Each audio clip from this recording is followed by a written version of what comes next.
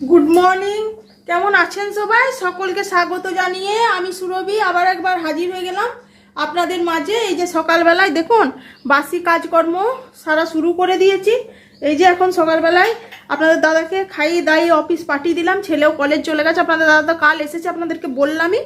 নিয়ে এই যে আবার আমি এখন ঘর ঝাড়ু পোছা করে নিই, নিয়ে এখনও বাকি কাজকর্ম সারবো। রান্না মোটামুটি হয়ে গেছে, ছেলে খেয়ে যখন চলে গেছে আর আমার টেনশন না, নিজের জন্য অত কিছু না।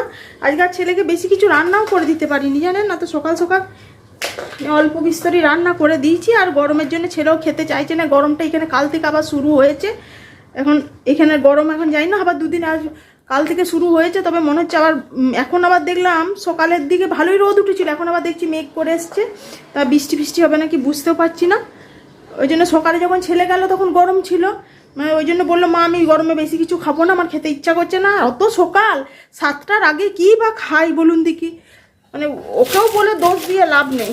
7টার আগে খেতেও পারে না সে। আমার মনের শান্তির জন্য কোনো রকম ওকে রান্না বান্না করে দিই। চলুন আমি আগে ঝাঁট মোছা করে নিই, তারপরে আবার পরে দেখা হচ্ছে, বুঝলেন? একাতে হচ্ছে না। ঘর মুছে এতক্ষণে 12টা 12:30 বাজছে, বুঝলেন? নিয়ে দেখলাম যে জামা কাপড়গুলো আয়রন করি, কারণ আপনাদের দাদা এসেছে। দুনিয়ার জামা কাপড় আবার কেচেছি, সেগুলো আয়রন করতে হবে। সেগুলো শুকালে আয়রন করতে হবে বলতে এতদিন তো মানে ডেলি ওই নিচে লন্ড্রিতে যাওয়া হচ্ছিল, এক ব্যাগ করে ঠেসে সেসব লন্ড্রিতেই আয়রন করে নিয়ে আসা হচ্ছিলো। আমার অসুস্থ শরীরের জন্য আমি তো নিচে বসে করতে পারছিলাম না, করা মানা ছিল, সেই কারণে করা হয়নি। নিয়ে লন্ড্রিওয়ালা এখন নেই, বাড়ি চলে গেছে। এখন 1 মাসের জন্য এখন আর আসবে না সে। ওই জন্য এখন কি হবে, সেই জন্য দেখলাম আপনাদের দাদা আবার যে জামা কাপড়গুলো এনেছে সেগুলো আয়রন করে আবার রেডি করে দিতে হবে, কারণ সে আবার কবে বেরিয়ে যাবে।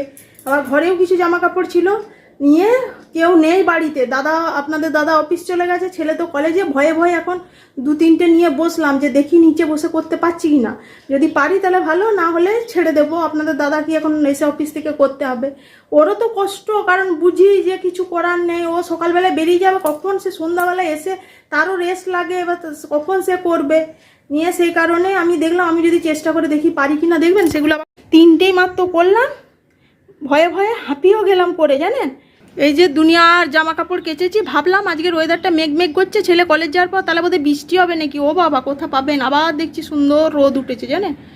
মানে এসে আপনাদের দাদা যে জামা কাপড়গুলো নিয়ে গিয়েছিল, তারপর ও যেটা বলছিলাম আপনাদের দাদা যে জামা কাপড়গুলো নিয়ে গিয়েছিল আমাকে নামিয়ে দিচ্ছে সোফাতে। চলুন এগুলো আলমারিতে নিজে রাখি এখন। এখন সেগুলো আবার অর্ধেকগুলো কেচেছি, আর সোফার কাছে অর্ধেক নামানো আছে, আমি দেখিনি, ভুলে গেছি। নিয়ে সেগুলো আর কাঁচা হয়নি, ওগুলো আবার নেক্সট দিয়ে দেবো। আপনাদের দাদাকে বললাম ওগুলো তো আর ইমার্জেন্সি না, ওগুলো কেচে তোমার ব্যাগে ঢুকবে, কারণ আবার তুমি কখন যাবে। দাঁড়া কাপড়টা খুলি, একা তো হচ্ছে না, ভাঁজ নষ্ট হয়ে যাচ্ছে, এত কষ্ট করে করলাম। চলুন ওগুলো তো রাখা কমপ্লিট হলো। এবারে বেদানাটা জুস করি, খাই, খেয়ে তারপরে স্নান করতে যাব। স্নান করে একবার আলিসি লাগলে আর ইচ্ছা করে না, জানেন তো? এখানটা আবার অন্ধকার। ঠিক আছে আমি বেদানার রসটা করে নিই। এই যে বেদানার জুস কমপ্লিট। বেদানা নিজেই রক্ত অল্পতেই ভুগছে, তো সে আমার শরীরে আর কি রক্ত বাড়াবে বলুন দেখি। এই যে বেদানাগুলো একদম ভেতরগুলো একদম সে সাদা সাদা সাদা সাদা, ওই জন্য জুসটাও দেখুন না কেমন সাদা সাদা হয়েছে।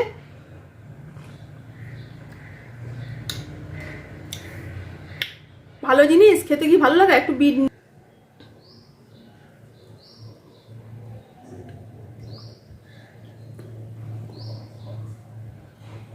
একদম জঘন্য।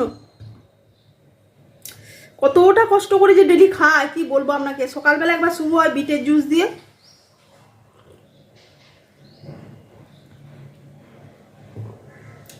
আজকে যেন বেশি বাজে লাগে খেতে।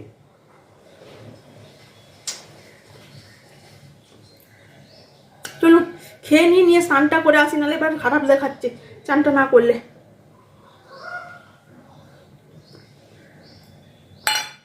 কমপ্লিট, অবস্থা শেষ।